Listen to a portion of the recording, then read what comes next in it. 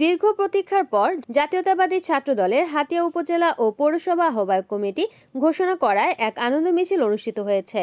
বুধবার 13ই আগস্ট বিকেলে এই আনন্দ মিছিল করেছে হাতিয়া উপজেলা ছাত্রদল ও পৌরসভা ছাত্রদল। এর আগে গতকাল ছাত্রদল কেন্দ্রীয় সংসদের সভাপতি মোহাম্মদ রাকিবুল ইসলাম রাকিব ও সাধারণ সম্পাদক নাসির উদ্দিন নাসিরের স্বাক্ষরিত এক চিঠিতে এই আহ্বায়ক কমিটি দুটোর অনুমোদন দেওয়া হয়েছে। সেই সাথে আগামী 30 দিনের মধ্যে পূর্ণাঙ্গ আহ্বায়ক কমিটি গঠনের নির্দেশনা দেওয়া হয়েছে। নবগঠিত হাতিয়া উপজেলা ও পৌরসভা আহ্বায়ক কমিটিকে স্বাগত জানিয়ে অনুষ্ঠিত আনন্দ মিছিলে অংশগ্রহণ করেন অনুমোদিত হাতিয়া উপজেলা ছাত্রদলের আহ্বায়ক রিয়াজ মাহমুদ, সিনিয়র যুগ্ম আহ্বায়ক আয়ুব চৌধুরী, সদস্য সচিব আব্দুল হালিম, হাতিয়া পৌরসভা ছাত্রদলের আহ্বায়ক শরীফুল ইসলাম দুখু, সদস্য সচিব ফরহাদ মাহমুদ সহ ছাত্রদলের বিভিন্ন পর্যায়ের নেতাকর্মীরা। আনন্দ মিছিলটি হাতিয়া উপজেলার 0 পয়েন্টের উত্তর প্রান্তের হোটেল রোড সি প্রাঙ্গণ থেকে শুরু করে প্রধান সড়ক হয়ে হাতিয়া ফজলুল আজিম আদর্শ মহিলা কলেজ প্রদক্ষিণ করে দ্বীপ সরকারি কলেজ প্রাঙ্গণে এসে শেষ হয়। দ্বীপ সরকারি কলেজ গেটে এক সমাবেশে সংক্ষিপ্ত শুভেচ্ছা বক্তব্য রাখেন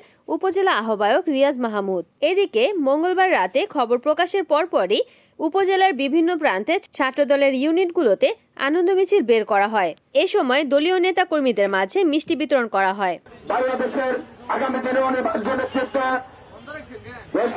তারেক রহমান এবং চট্টগ্রাম বিভাগীয় বিএনপির সাংগঠনিক সম্পাদক জনতা মাহবুবুর রহমান শামীম এবং বাংলাদেশ জাতীয়তাবাদী ছাত্রদল কেন্দ্রীয় নির্বাহী সংসদের সংগ্রামী সভাপতি জনাব রাকিবুল ইসলাম রাকিব এবং সংগ্রামী সাধারণ সম্পাদক নাসির উদ্দিন নাসির সহ সেন্ট্রাল ছাত্রদলের নেতৃবৃন্দকে ধন্যবাদ এবং শুভেচ্ছা জানাচ্ছি।